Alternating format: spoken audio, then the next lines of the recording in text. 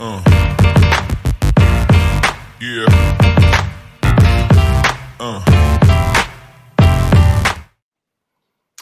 Hello, boxing fans around the world. Thank you for joining us once again here on the Friday Night Panel for another exciting episode. Quick little shout out to our friend Alex Hammers on a train to Washington right now, tuned in, especially for the show to see his good buddy Tim Witherspoon. So I hope Tim joins us. I haven't heard back from Tim yet. He might be at an event though, because there's something going on in Philadelphia tonight. But anyway, that's my brief introduction. Hi, JJ. I'm sorry, Jay. Hi, Mike. What up? What's going on? Hey, I'm. All I want to talk about is the debacle involving some guy called Tyson Fury. Tyson, I might not be in shape to have my fight Fury. Yeah. Speaking of that, did you hear? Did you hear what Caleb Plant said about David Benavidez? No. Called him chubby. He did not look chubby to me. So David Benavidez said today, I'm not only going to knock him out, I'm going to break his jaw while I knock him out. That's going to be a great fight. Okay, all right. Sorry to start off with a bit of humor, but boxing humor is always good. It's like you get these guys, they just absolutely hate each other. Caleb Plant and David Benavidez, they really do, from what I can see anyway. Yeah. Like, you know. Those are the best fights. Yeah, exactly. And so would have been the fight between that cruiserweight Usyk and that big fat Gypsy King.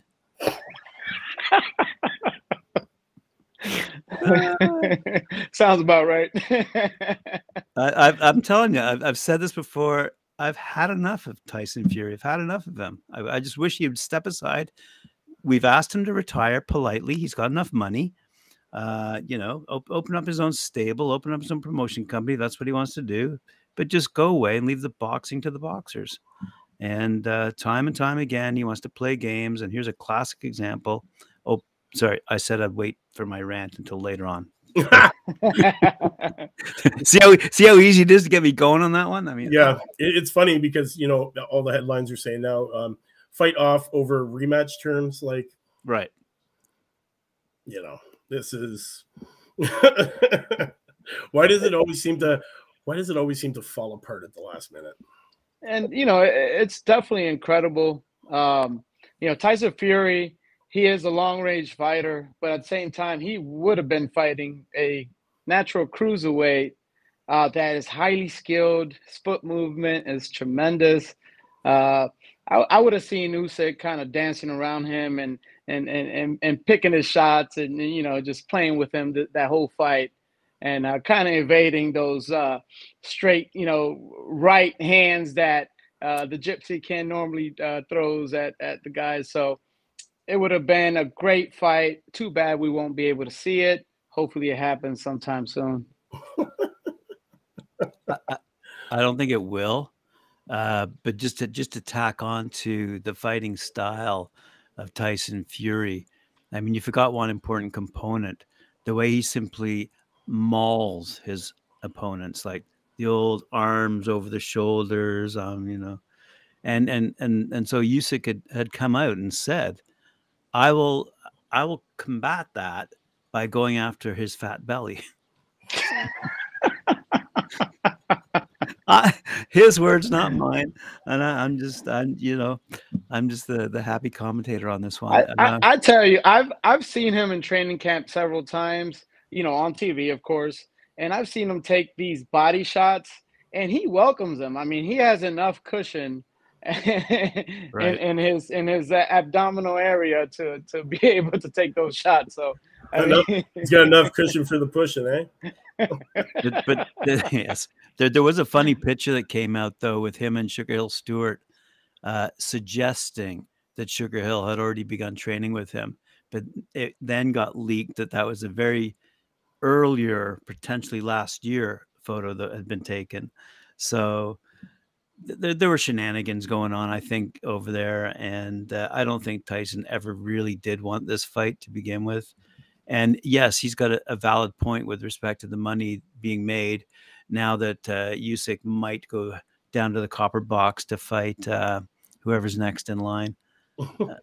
You know what I mean? Like, it is, again, British versus British, and it's on and on and on and on that same line. It's really too bad that we couldn't see Usyk clobber Fury. I would have liked to have seen that. Well, I mean, who do you think might be next up? I've heard little commentators talk about Deontay Wilder, the Bronx Bomber, you know, jumping in there and taking Fury's spot. What do you think about that? Eddie Hearn made some interesting comments about his potential, if he had his way, lineup in terms of fights. You know, but it all is all contingent on whether Jermaine Franklin can knock out Anthony Joshua, and Anthony Joshua is susceptible to the mental game, right? And Jermaine Franklin's come out and said it this week. I mean, I love the honesty that I'm hearing from these guys, other than Tyson Fury, with respect to how they're going to handle their in-game play, so to speak. And so it was interesting to hear how Jermaine Franklin reasons quite simply that the way to beat Anthony Joshua is just to deliver those shots repeatedly, and mentally, Joshua's going to fall apart. It was interesting to see that. But anyway, so Eddie Hearn goes on to say, you know, mentioning other people like Joe Joyce, mentioning people like Dillian White, again, British fighters, yada, yada. But all I'm reading about these days are the up-and-coming U.S. fighters in the heavyweight division, and a couple of others from around the world too.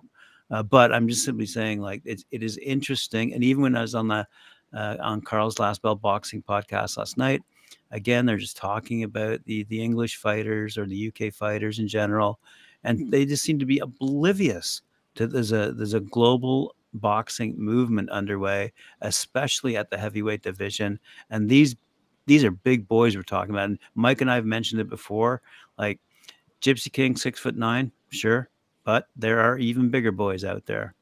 And I can hardly wait till Jared Anderson gets over to the UK and knocks someone's block off. I can hardly wait for that day. Soon, and it's coming soon.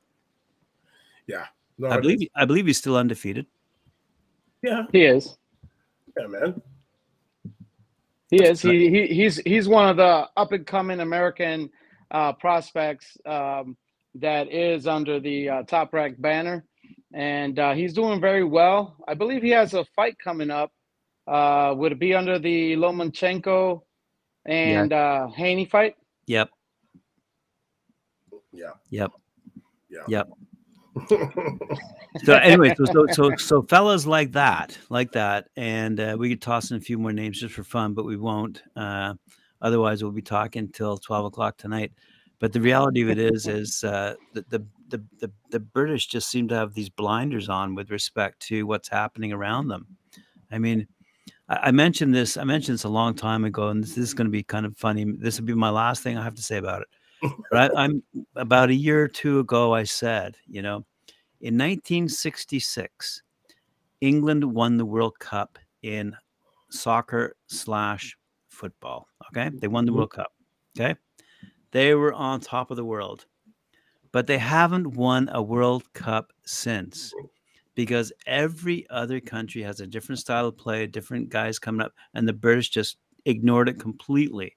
Continued down that line of doing their own thing, haven't won since. Okay. Now, I'm not saying British boxing is well organized, well supported, well funded. Fans are rabid. Okay.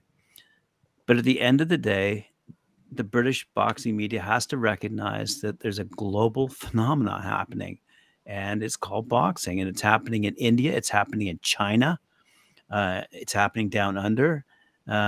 It's happening across America. It's certainly happening in Mexico, you know, and now that the reign of terror is over here in Ontario, where Ken Hayashi ruled like a dictator.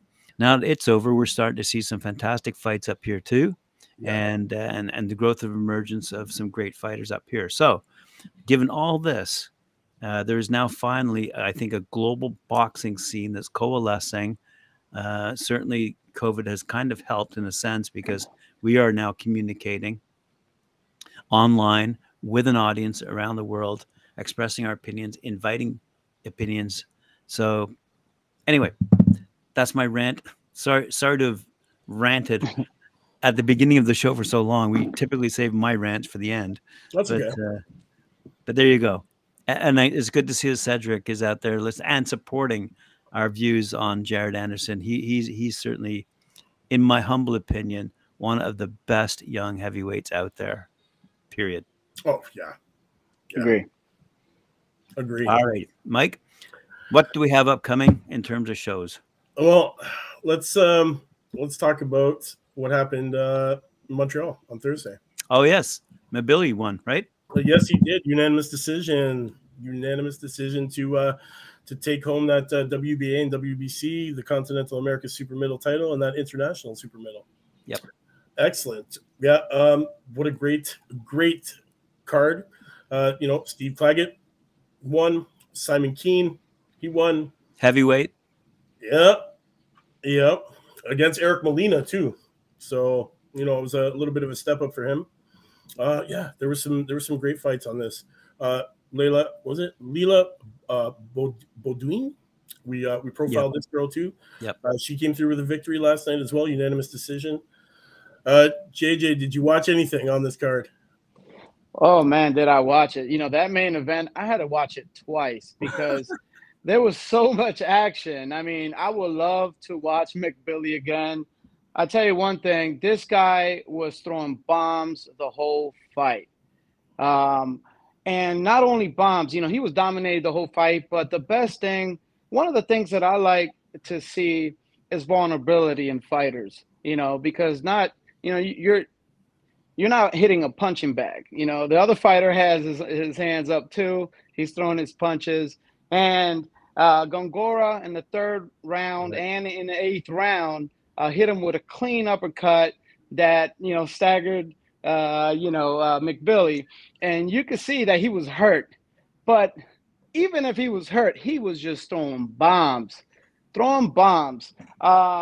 Towards the middle of the third round, McBilly hit Gongora in the body several times. And that really took a lot of the energy away from Gongora. And then right after that, he kind of started dominating all the ways up to the eighth round. After he got staggered a little bit, then he came back and just continued dominating. But this guy is a must-watch. He needs to be on TV, shown in the entire world because he's one of these guys that you could say that he's next up. He is ranked number 10 in the world and in his division. And you know what? I would love to see more of him. Definitely. I've been talking about this kid for a while, man. A 2016 Olympian. He started off extremely aggressive, landing those shots to the head and body, backing Gongora up. However, early in that second round, we can't forget Gongora, southpaw, buckled Billy with that left uppercut. And Billy shook it off, continued to fight on that front foot. And while never really comfortable, he won rounds, but had to be, continuously wary of what was coming back. It was a big test for him, this fight, and I'm glad to see that he came through. It's not like it was an easy fight for him. He was definitely throwing some bombs. And, Gongora, with, that ring IQ that he has, was able to, catch him a couple of times. So it wasn't an easy win for him. He did work for it, and he did come through with that big victory to stay undefeated. Honestly, what a great fight. Guys, if you haven't seen it, you've got to watch it. We'll try and put a link to it in the comments so you guys can check it out easy. I was awesome. It was an awesome fight, man. And Billy seized the moment and jumped on Gongora, unloading everything he had to roar back in an early candidate for round of the year. The crowd stood and cheered, at the bell to the end of the round. And Billy stood in his corner, soaking in that applause, having gone to the darkest of places he will never, ever, he's never, ever been in his career. So, he showed he has huge heart and then some. He didn't look to maintain his lead. He came charging out for round 9 and looked to score a knockout. It didn't come, but he hurt Gongora. The action continued into the 10th and in the final seconds, and Gongora was visibly hurt by the shot from Billy, lurching into a neutral corner. Spent from a tough night's work. The bell sounded. Both rightfully received huge cheers from the excited fans in attendance. So, the big winners definitely were the people in attendance at that casino to watch that fight, man. Honestly, you know, it's early to say, but hey, round of the year, shout out to and Billy for that wicked win. And you know, shout out to Gongora's chin. I mean, he definitely has a granite chin. Towards between the 8th and the 10th round, I kind of noticed that he was opening his mouth several times. You know, I believe he was hurt. He might had to probably take a whole full body ice bath, you know, that night. I'm sure he's in a lot of pain today, but shout out to his granite chin. For real. There was 2 fights this afternoon. Want to touch on them. 2 p.m. this afternoon, the Arthur and Crichton. This one, Channel 5, 2 p.m. Eastern Time. Wasserman Boxing, Lee Downey. Lyndon Arthur was originally set to compete against Brian Cerez for that vacant IBO light heavyweight title at the University of Bolton Stadium, but Cerez was forced out due to medical issues. So, this one got underway today. If you guys are looking for some boxing to watch tonight, I'm pretty sure you'll be able to find this one. Definitely, it'll be one to watch. There's some nice up and comers on this one. You know, Chloe Watson, one that I'm always talking about. You know, we had the debut of Ashley Marin. Some great women on these cards coming up. But yes, a lot of young, hungry up and comers on this card that went on this afternoon. Yeah, definitely. And shout out to women boxing overall. You're starting to see a lot of more women on these fight cards. I mean, even with the middle of last year, there was like a whole fight card of nothing but women fighting. Shout outs to them. They're coming out. They're getting their respect. And it's not just given to them. They're taking their respect. They are starting to get paid what they deserve. And to be honest, I would love for those 3-minute rounds to just start happening, because that will give the fighters the ability to kind of, you know, play with their style and box instead of just, you know, whamming away and throwing bombs. But that's also entertaining. I profiled the girl today, Bree Howling, first woman in Canada to fight 3-minute rounds. We talked about her today. So, definitely check that episode out. Also, there was another card that was on this afternoon, the Haney and Flatley card. Stoke Hero Haney, 16-0, 6 KOs, and Bolton Man Flatley, 23-1 with 4, shared 5 rounds of action at the AO Arena in Manchester back in September of last year on the undercard of Joe Joyce, Joseph Parker heavyweight collision. So this one got underway at 2 p.m. as well, Eastern Standard Time. So I won't give you guys what the outcome was, because I want you guys to go and watch it. But yes, there was some great action on this card. Moses Ituma, Carol's brother, was on this one. Another big guy to watch there in that heavyweight division. We had Ezra Taylor, Macaulay Owen, Owen Cooper, Brad Strand, all these guys, you know, sub-10 fights, undefeated, looking to keep that O. Nathan Haney on the card, Jack Flatley for that WBA Continental middle title that's vacant. Raven Chapman against Linda Licka for the WBC International Feather was on this. Also, Jason Cunningham, Miguel Gonzalez for that WBO International Super Bantam title that's vacant. And then headlining it was the Andrew Kane and the Belta for the WBC International Silver Super Bantam title. These fights have already happened today, guys, so definitely go back, YouTube it, whatever you got to do to check it out. Some great action this afternoon. But the big fights we got to talk about are coming up tomorrow. They are. They are. Our friend David Light, will be taking on none other than Lawrence Okolie. This one, huge. Can't wait to see this one. This show starts at 3 p.m. Eastern time, guys. Mark it down. Boxer, the promoter. Man, I can't wait to see this one. Thoughts on this, Graham? I weighed in and said to Last Bell Boxing that Lawrence Okolie is in for a bit of trouble. He's going to get woken up, I think, by David Light. Maybe I should have said he's going to get lit up.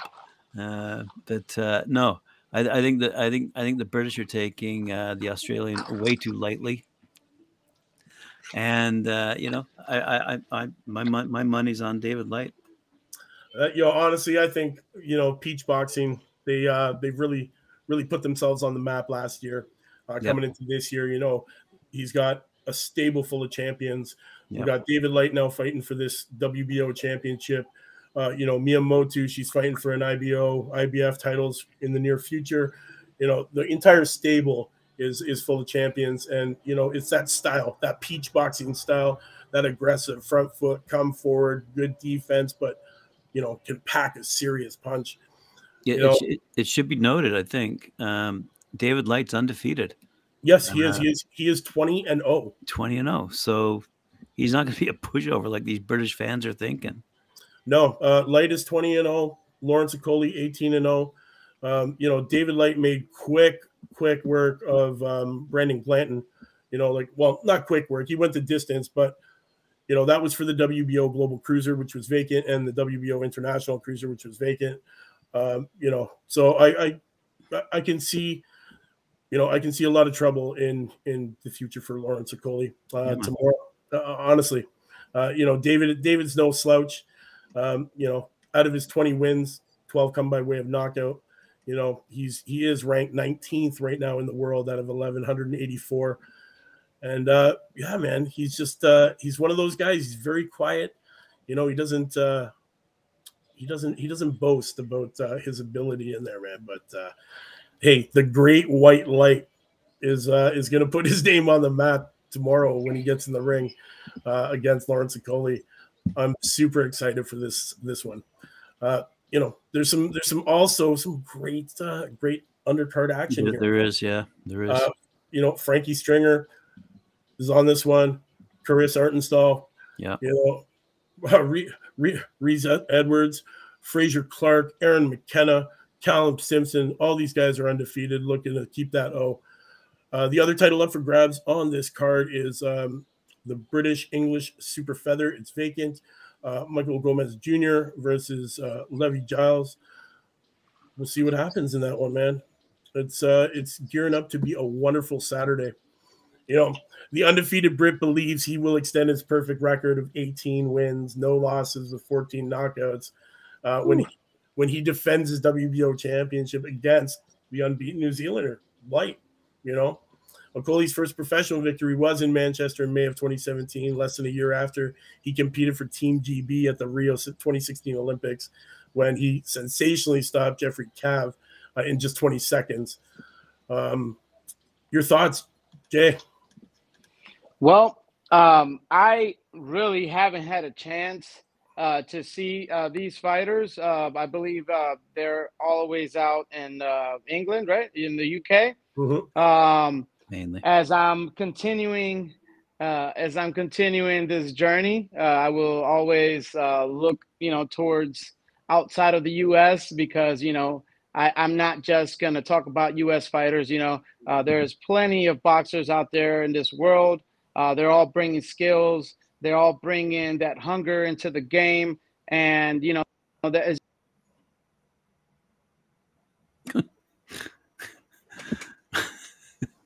Was he saying naughty words? No. So yeah, definitely. So it's some homework. I gotta continue doing my homework. But that's what you do when you're starting off. So hey, kudos to you for continuing to bring us great information about these European fighters, and I'm hopefully one day I'll get to that position. But right now I have to do my research, a little bit more research on those fighters, and I'll be able to talk about it more later on. Definitely. After, what, you'll be able to talk about it after David Light comes away with that WBO title. All right. Northwest owns Jack Catterall, 26-1-0 with 13 KOs, will be keen to remind the world that he should be an undisputed champion himself. Controversially denied a victory against Josh Taylor last February. He had hoped to avenge the night in Glasgow in a rematch with the WBO and Ring Magazine Superlight champion, but with the Scot sidelined through injury, Catterall must instead turn his attention to a new opponent who will be named in due course. Towering 6'6", Tokyo 2020 Olympic bronze medal Hero Clark has won back-to-back fights at the AO Arena and will be looking to make it a hat trick when he returns next month. So, yep. There's a lot of good action going on, and I'm super excited to see this one. We will definitely be cheering on our man David Light for this. Can't wait. We will. And as we progress through these upcoming fights, and we have done so already, but hats off again here to Karis Artenstall. But that's going to be a good fight. That's not going to be a gimme either. No. But anyway, I just want to make mention of the women who are fighting in these cards. And there's, you mentioned her. I just wanted to mention her again to make sure that the boxing fans out there don't forget that there are women fighting on these cards that feature mainly men. But as Jay was pointing out, there have been at least 2 or 3 all-women cards in the past year alone. And a big one coming up, I believe, in Dublin. Yes. We got to talk about it. The big one, Benavidez versus Plant, Saturday, 9 p.m. Eastern Standard Time, guys. Make sure that you remember to set your PVR. If you're going to miss it, you're not going to want to miss this action. You're not. No. Undefeated former 2-time WBC super middleweight champion David El Bandera Roa Benavidez. Is that good, Jay? Did I do it right? The Mexican monster, according to Mike Tyson, right? Yes, and former IBF super middleweight champion Caleb Plant will meet in a high-stakes 12-round showdown to settle their long, simmering feud live on Showtime pay-per-view, guys. Make sure you see this one. Benavidez, and Plant will take their years-long war of words into the ring as these assertive and hungry super middleweights look to cast their ballots as the division's next kingpin. Both have had, reigns as champion at 168, and both are eager to once again ascend to the top of that division as they fight for Benavidez's interim WBC super middle title. There's some great undercard action here. This one is I gotta say this one. Cody Crawley. You're wondering who he was. I mentioned him last night. Yes, Cody Crawley on the card, 21-0, taking on Abel Ramos. This one, Cody Crawley. How can you not know this guy, man? Canadian. He's ranked 6th in that welterweight division in the world. So, he's knocking on the doorsteps of these championships, and people are just, they're sleeping on him. They're not really paying attention to who this kid is. And honestly, for somebody who, self-taught pretty much from Peterborough of all places, Peterborough, Ontario, meets Floyd Mayweather as a kid, and literally is like, one day you will see me again. And, guy moves to Vegas, gets out there, starts working with them, and, sky's the limit for him. But yeah, guys, don't sleep on this kid, man. Cody Crawley, in his last outing, it was the first time he was put on his ass, and he still came through with the victory. So be on the lookout for this kid, man. This guy is going to, make sure that Canada's put on this map, man. Benavidez became the youngest ever 168-pound world champion at just 20 when he defeated Ronald Greville by that split decision for the vacant WBC title in 2017.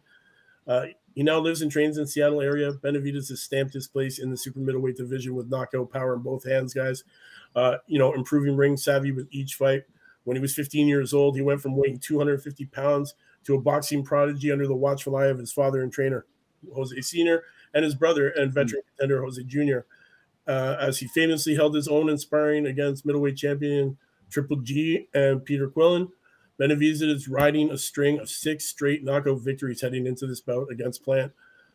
Plant used his sublime boxing skills to rise to the rank of world champion, and in his last fight, showed big-time power, earning 2022's Knockout of the Year by CBS Sports and Boxing Scene in a win over Anthony Jerwell. Yep. Wow, guys, remember that one? Yep. Oh, yeah. He went down with left hand to the body. There was a slight pause, and he came right over top. Nights out. Yeah, man. And that was Plant's debut performance with the new trainer, Stephen Edwards, in October, where he ended a heated rivalry with Dirrell with that single punch, knocking out the former 2-time champ to deliver one of 2022's most memorable finishes. Plant, he's 30, born in Nashville, Tennessee, now lives in Las Vegas. IBF title in a hard-fought unanimous decision victory over who's cut. I can't even remember how to pronounce that guy's name. You guys know who I'm talking about. Who's cut. I can't remember how to pronounce it, but yes, you guys know, man. It was back in 2019. Plant dropped him in the 2nd and 4th rounds and cruised to a victory for the championship. He made 3 successful title defenses. In addition to a unanimous decision win over former champion Caleb Trudeau.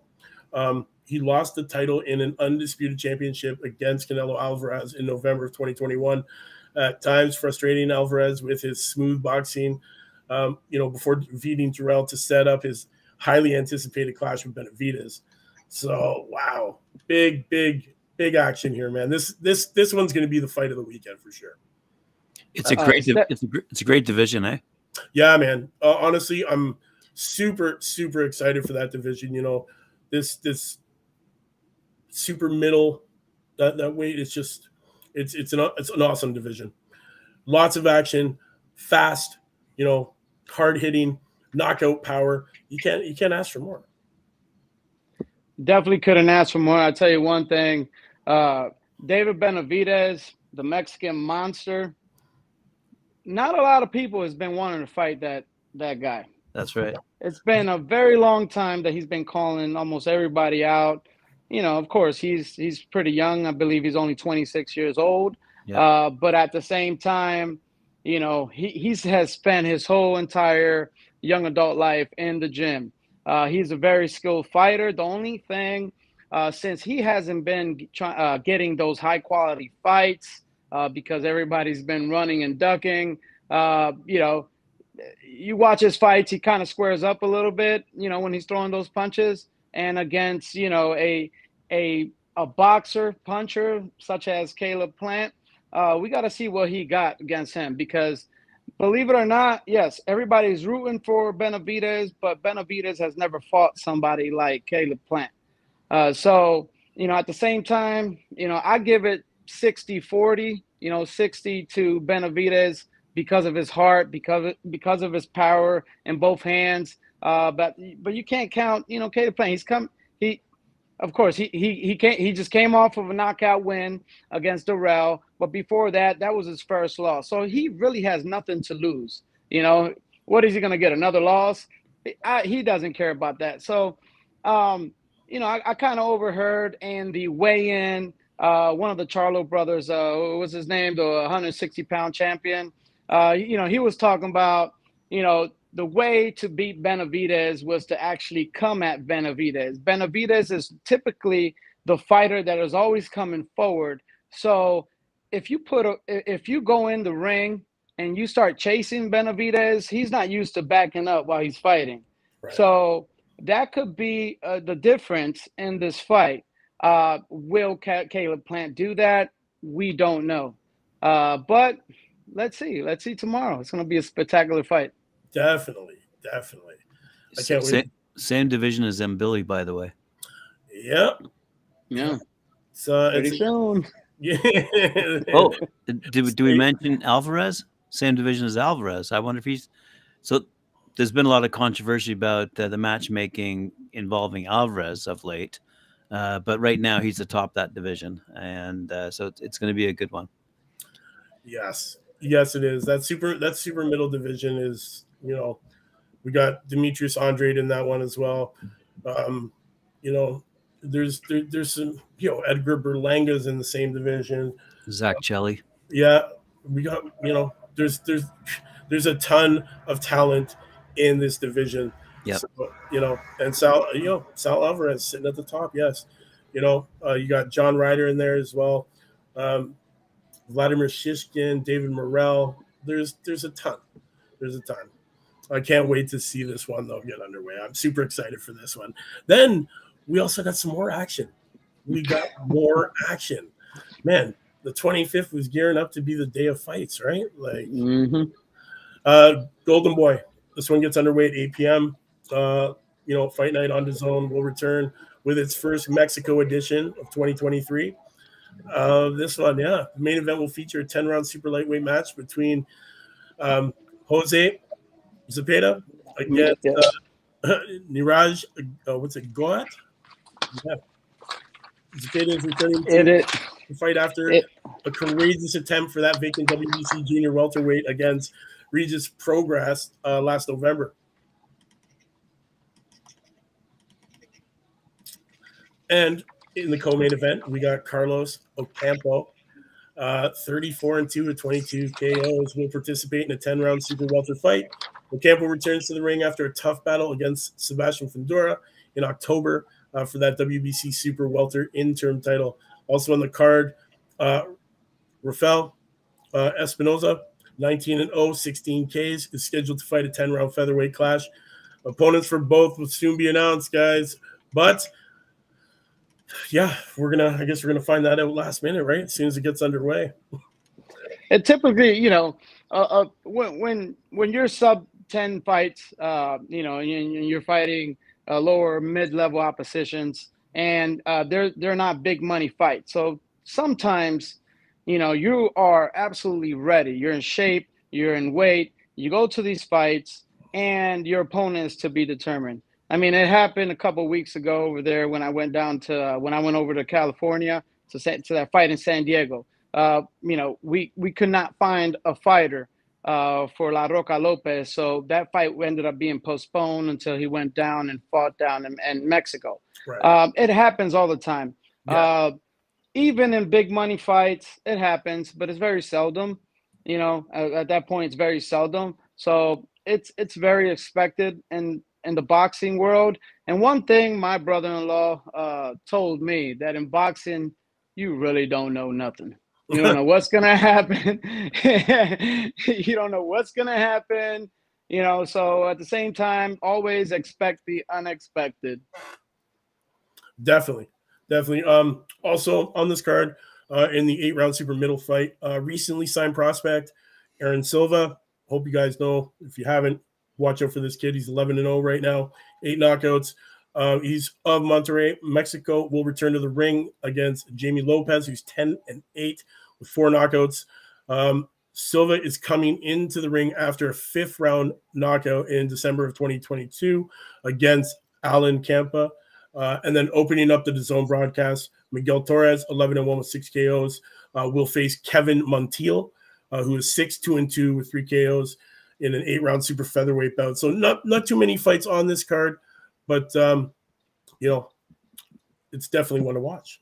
All of it. All these cards are great. And it's not even the last one. I know. It's not even the last card, because this next card, definitely, you guys are going to have to tune into this. There's a lot of great fighters on this one. This one, Ramirez, Kami, junior welterweight battle. Yep. This is going to be a good one for sure. Fighting Pride of California Central Valley and one of boxing's pound for pound queens are joining forces for a special Fresno fight night. Former unified 140-pound world champ Jose Ramirez will meet former lightweight world champion Richard R.C. Kami in a 12-round junior welterweight main event. The co-feature will be a world title unification clash as WBA minimum weight world champion Senicia Superbad Estrada collides with WBC world champion Tina Rapper. There we go. Got it out. Rupert. Ramirez, Gomi, Estrada. This is a good one, man. This one starts 10 p.m. Eastern. It's promoted by Top Rank with DeBella Entertainment. Yeah. Ramirez, 27-1, 17 KOs. returns home to the friendly confines of the Save Mart Center, which has hosted 6 of his previous fights, following his 2021 decision defeat to Josh Taylor for that undisputed junior welterweight title. Ramirez rebounded last March with a unanimous decision victory over former two-weight world champion Jose Pedraza. He has been among the sport's best 140-pounders since winning the WBC world title over Amir Imad in March of 2018. After defending that title twice, Ramirez stopped Maurice Hooker in 6 brutal rounds to unify the WBC and WBO titles. Ramirez retained both titles with a hard-fought majority decision over Victor Postol in August of 2020, and a win that set up Taylor showdown. So, Kami, like this kid, man, from Ghana, made his name as one of the sport's top lightweights, winning Commonwealth honors before capturing the IBF world title in February 2019. His title reign lasted 10 months as he knocked out former world champion Ray Beltran before a stunning second-round stoppage defeat to Teofimo Lopez at Madison Square Garden. Kami's lightweight run ended with a December 2021 decision loss to Vasily Lomachenko. Last August, in his junior welterweight debut, he fought to a 10-round draw against Pedraza. And then our girl, man, we got to talk about Estrada, 23-0, 9 KOs, returns to her hometown state, unifying the world titles for the first time in her decorated career. The 30-year-old veteran turned pro nearly a dozen years ago and has competed at the world-class level in 3 weight classes. In 2021, she captured WBA minimum weight and WBO light flyweight titles in consecutive fights. Estrada then vacated that light flyweight title to pursue undisputed glory at minimum weight. She signed with Top Rank last year and then returned from a nearly 11-month layoff in November to shut out Verlarno. You guys remember this one? Oh yeah, most definitely. One of the great things, best things about Shanice Estrada, she fights. She loves to bang. She sits down on her punches, and she's not the type of boxer that will jump around and pot shot and hit you with that jab. She will literally stand in front of you with her feet flat on the canvas and just start throwing combinations at you. Tina Rupert, she's not no slouch either. For some reason, she's the WBC champion. So, it's going to be a great matchup. Definitely. She has made 5 defenses of her world title, after being elevated from interim champion in 2018. Earlier that year, she toppled Valle, who is the current IBF and WBO unified minimum weight world champion, in July of 2021. She edged out former world champion Gutierrez by split decision following more than a year away from the ring. She shook off the ring rust to dominate veteran Gaspar to set up the Estrada showdown. She has fought all but one of her pro fights in Germany and will make nearly a 6,000-mile journey in hopes of, ruining Estrada's undisputed goal. Estrada put her name on the map with that fastest knockout in women's boxing history, if you guys remember, against Miranda Atkins. Right? Like that one showed pure power.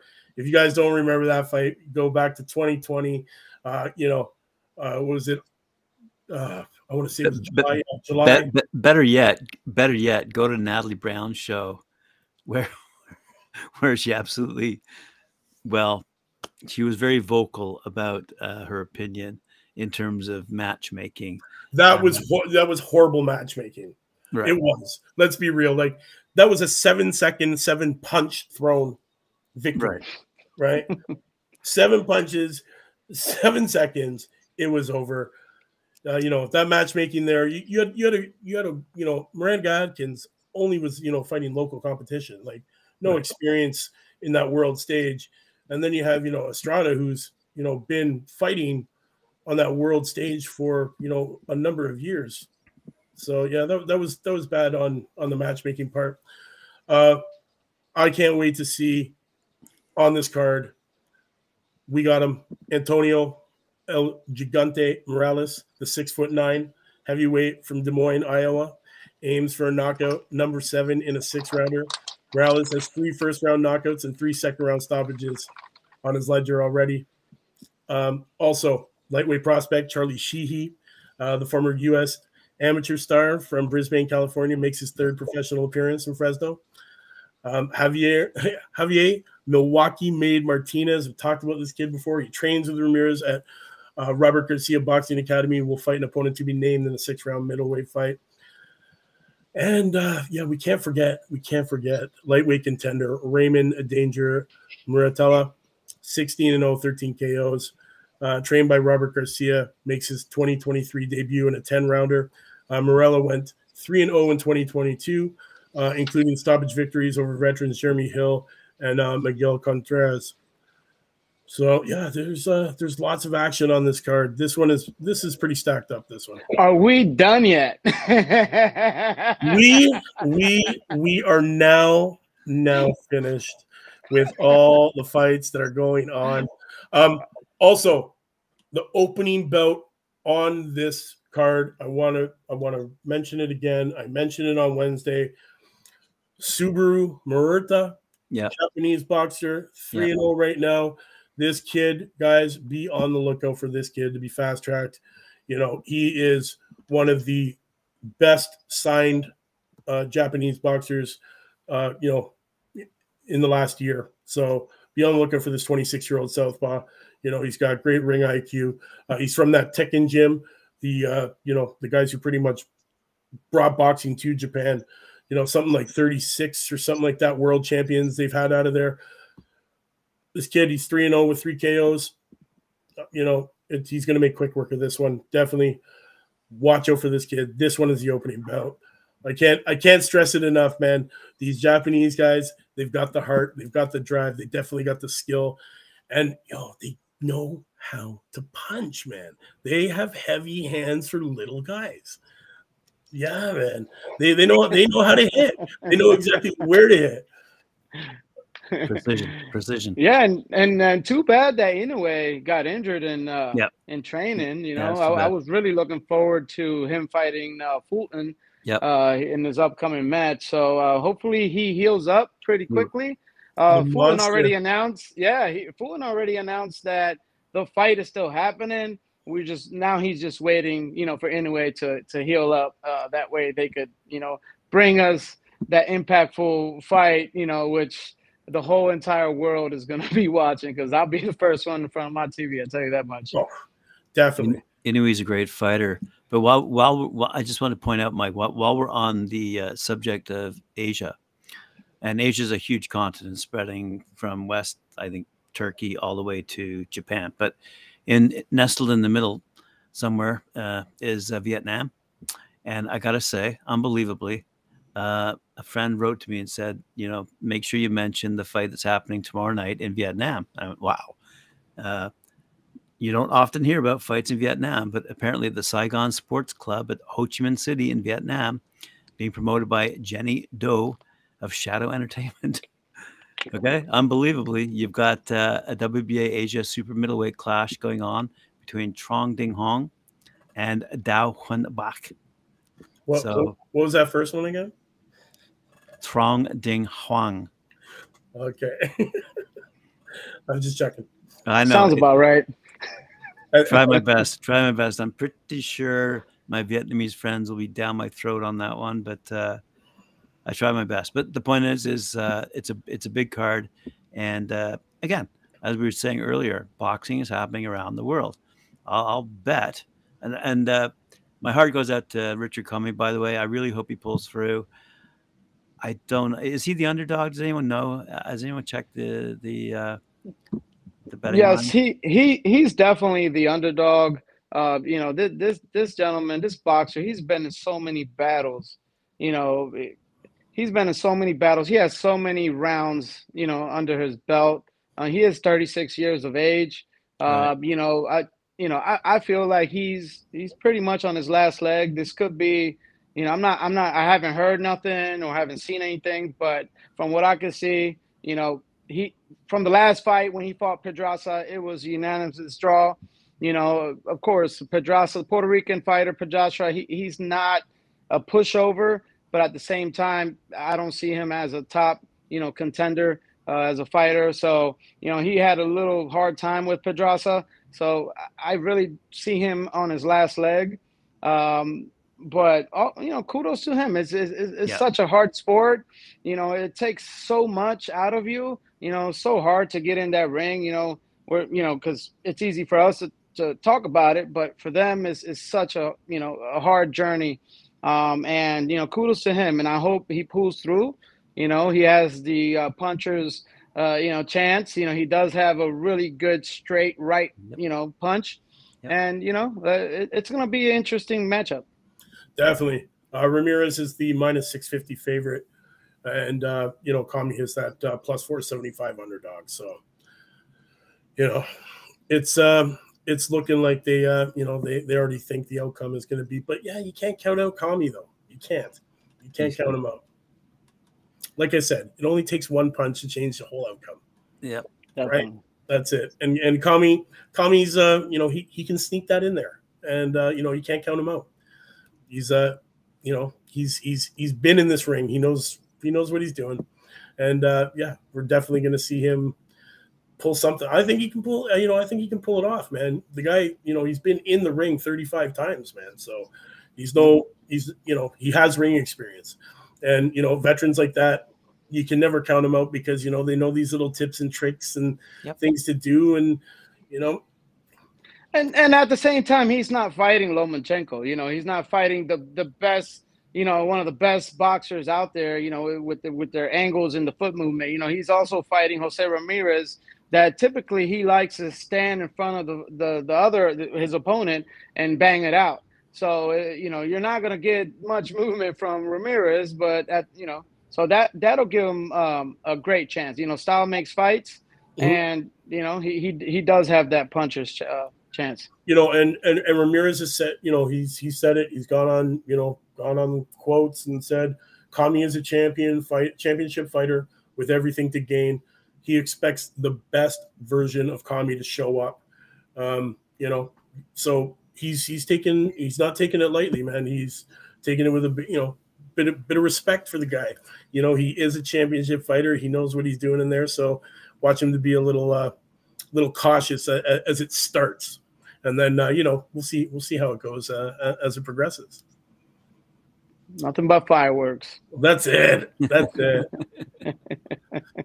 Oh man, so many fights. 52 minutes into. Holy crow! Look at that. Almost ate up the whole hour talking about all the fights this weekend. We have not have any pauses this whole show. I tell you that much. No, there's so much to talk about. And then this is where Graham usually does his rant. Whoa. Sorry. Almost knocked my speaker over. No. I said my 2 cents at the beginning of this. I mean, I think what has happened between Fury and Usyk is a disgrace for boxing, a black eye for boxing. If Fury wasn't going to take the fight to begin with, then he just should have walked away, as I've always said. Because he's already said he retired once before. So stay retired then. Just stop. Because last year we had this discussion about the heavyweight division being rather clogged, and being clogged from an English perspective. Okay. So realistically, are they going to be able to unclog it this year? So if Fury finally steps down and remains stepped down, then it allows some of these younger guys to step up. And this is what I want to see. I want to see some of these big fellas have had their chances and failed. And now it'd be interesting to see what happens, honestly, between Joshua and Franklin. I'm looking forward to that. Because that could go either way too, I'll be, Yeah. If Franklin is true to his word and he starts nailing Joshua, and Joshua can't handle it mentally, it'll be lights out. So anyway, it's crazy. Jermaine Franklin, he's ranked 35th in that division, in the world. And it's incredible that, the top eight are 33 and older. wow. In the heavyweight division. So, you round up the top 10, the youngest guy is Daniel Dubois, 25. Parker's 31. Everybody else is 33 and up. So, you know, this whole top end of this heavyweight division is getting kind of old. Right. Soon coming to an end. Well, yep. We've mentioned a few heavyweight names, and you know, our two favorite topics are, you know, the exciting divisions in the men's side of things, but in particular, we always mention the women. But the heavyweight, if we could just finally get to a decent heavyweight fight, yeah, Fraser Clark's pretty good, but at the end of the day, you know, I don't like the way, and the British control this through their associations with pay-per-view structuring. So, you know, Matchroom has his DAZN deal, you know, and then there's the Sky Sport. But the point is they can only make these fights if they are matched against an equal opponent with the same matchmaker, quite frankly. So Eddie Hearn's kind of left out in the dark. Okay, great. He's hoping Anthony Joshua wins. Great. He's got a lineup of 3 or 4 fights for Anthony Joshua this year. If he wins his fight against Franklin, great. But there's a whole other world out there of heavyweight boxers, is what I continually say. And now we're starting to see the fruits of that conversation, quite frankly, because I'm telling you, when Jared Anderson steps across the pond, he's going to beat the hell out of these guys. He's going to come in as fast and furious as Mike Tyson did back in the day. That's what they're saying. That's what they believe, man. And you know, like one day nobody had heard of Mike Tyson. Next day, he's knocking people out left, right, and center. Mm-hmm. And I think that's what's going to happen with respect to Jared Anderson. People are taking him rather lightly across the pond, and they shouldn't be. They breed him really big in Toledo, Ohio, apparently. but that's one, and he's only 23, right? Like, if we go by this old man strength thing, he hasn't even gotten that yet, and he's laying guys out all the time. Right. Also, yeah, and then you also gotta look at Richard Torres, man, the Olympian. Like, there's another guy with some heavy hands, just making quick work of everybody they put in front of him. You know, we just got to get some better competition in front of, you know, a couple of these guys. Jermaine Franklin, though, like, it's great that he's got that opportunity. If we see the Anthony Joshua of past, I don't see, you know, Franklin making too much of a dent in the rounds there, winning. But yeah, but just like Andy Ruiz, everybody was counting him out, you know, and then he came with the overhand right and just, you know, laid Joshua out clean. So, you know, again, you know, Franklin is a shorter fighter. He's going to have to go in there and fight inside. And, you know, Glass Jaw better watch for that overhand right. Yeah, definitely. Definitely. I can't wait to see it, though. It's going to be great. So shout out to Carl across the pond. He's letting us know that in his opinion, Anderson needs a test, and adds that Dubois had the balls to jump in with Joyce. Fair enough. But Jared Anderson needs a test before coming over. Definitely. To take on who? Who would he take on? I mean, I guarantee you, he would give Tyson Fury a hell of a run. That's for sure. But when you start going down the ladder, and that's what you're doing after Tyson Fury in that heavyweight division, I don't know who Usyk's going to end up fighting. Who's he fighting?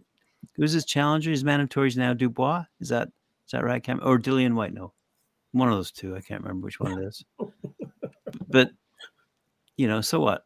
Usyk wins. Okay, at the end of the day. But let's see Wilder Usyk. Well, okay. I've often said, and Jay, I'd love your opinion on this one. One shot to the head, and Wilder is done. His brain has already been diagnosed. He's had 2 major concussions, and that's a brain injury of severity that you cannot take lightly. You know. So at the end of the day, one punch to the head, Wilder is toast, and I mean gone. So I would not put Wilder in any serious competition right now, just for his health's sake. I really feel sorry for that guy. He's got an immense amount of pride. He is the Bronze Bomber. I do appreciate what he's attempted to do, but he's had his day. Yeah, he's 37. He's had his day. Yeah, and shouldn't there be like a concussion clause, you know, after, you know, however many concussions that you might receive in your boxing career? Shouldn't, you know, the boxing commissions, you know, the boxing gods, shouldn't they just like forcefully make you retire instead of putting your life on the line? You know, I see this all the time. You know, Yeah. these boxers, you know, they come from poverty, and they go into the boxing world. They get into these fights. You know, they're not highly skilled boxers. They don't have no head movement. And all they do is continuously get punched in the head. Right. You know, pretty much I truly believe that there should be some change in the rules when it comes to boxing, especially with the concussion rules. So, you know, and maybe after a certain amount of concussions, then whatever sanctioning body should retire you and give you some sort of pension. I tell you, you know, that's the way I feel. I saw a stat one time that said going 12 rounds in the heavyweight division is the equivalent of being struck in the head 180 times with a 2x4. Oh my. So yeah, mush. No, I mean the sadly ironic thing about Deontay Wilder is he got into boxing because he needed money for his daughter's medical bills. It's safe to say he made that money. That money's in the bank, and his daughter's hospital bills have been paid for. So why he needs to get back in the ring is a little bit beyond me, A, at his age, and B, for his health's sake. I wouldn't do it if I were him. So whenever I hear Wilder's name come up, like, oh, he's going to take, like, no, man. I mean, he might be even a great fighter, okay, with knockout power. Fantastic. But at the end of the day, would I put him in the ring and risk seeing the man die on? No, I wouldn't. I wouldn't do it. I wouldn't do it. And Carl's got a good point. Over in the UK, he wouldn't stand a chance of getting an approval simply because of his brain scans. And he's not fooling any. He's certainly not fooling me, and I'm not even a doctor. But I've had enough issues with my own noodle that I can tell you. When they see something in there, they tell you, slow down, buddy. Life's short, you know? Yeah. So, you know, for these fighters who have made their millions, they should open a gym, start training the young guys, and show them the ropes, if I can use that phrase. Definitely. Agreed. Definitely. That's what they should do.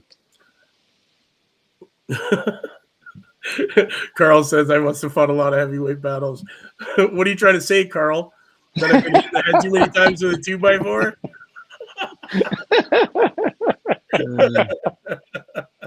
You know, that Carl fellow, he ducked us. I mean, apparently he came over to North America, went to Niagara Falls, said he would meet us, but Carl. No, I don't think that trip happened. Oh, really? Is that what it was? He ducked us completely, didn't come over?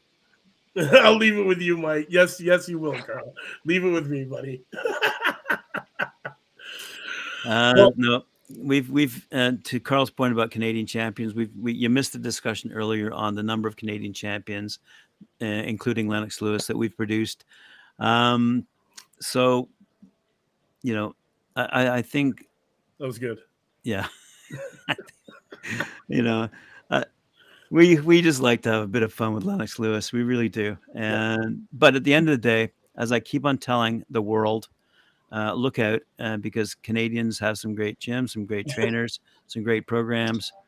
It must have been a quick conversation. But...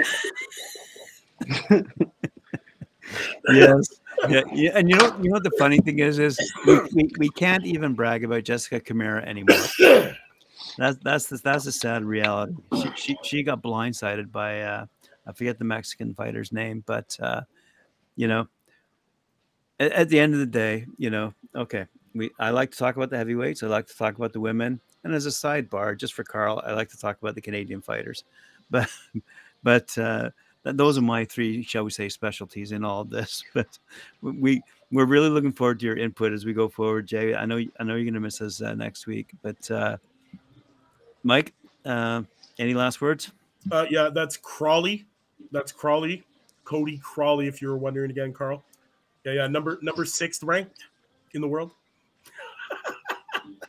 You don't worry, you'll get to see him tomorrow night. That's right. Is that a quick enough conversation for you, Carl? Yeah, he's staying up especially.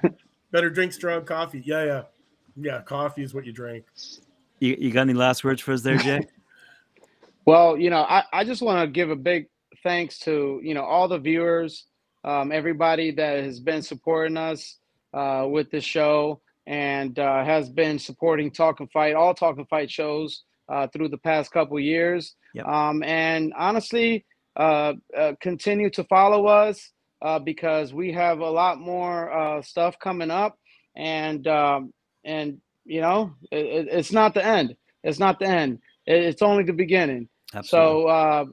So please, tune in. I won't be on next week. I will be traveling down to Florida to go watch a local fight, Night of Redemption at the Caribbean Royale, brought to you by, Box Lab Promotions. But our good friends at Box Lab. Oh yeah, good friends, right? So I'll be down there. I'll be checking out the young prospects that are coming up, just like Giovanni Estella and Rayo Estella. He will be the co-main event of that fight. It's going to be some good action. There's a lot of good fighters down there in Florida, and I won't miss it. So I'll be trying to do some behind the door interviews and then taking down some numbers for from the prospects, and hopefully we could start bringing them on the Talk and Fight shows. Excellent. Yeah, we love that. We love that. Graham, you got anything you want to say before we get out of here? No, but I agree with Carl. Holly is a good addition. Yes, she's a great addition to the Talk and Fight family. Excellent. Well, on that note, I'm going to say to all the Talk and Fight fans, thanks for tuning in to this week's episode of the Friday Night Panel, especially Carl dropping all those wonderful comments. I know, yes, there was a time zone, or sorry, a daylight savings time switch. That's why it is a little later for you to watch. But yes, guys, you know what it is. We will see you next week. Same time, same channel, new topics. You know what it is. Peace. Thanks, guys.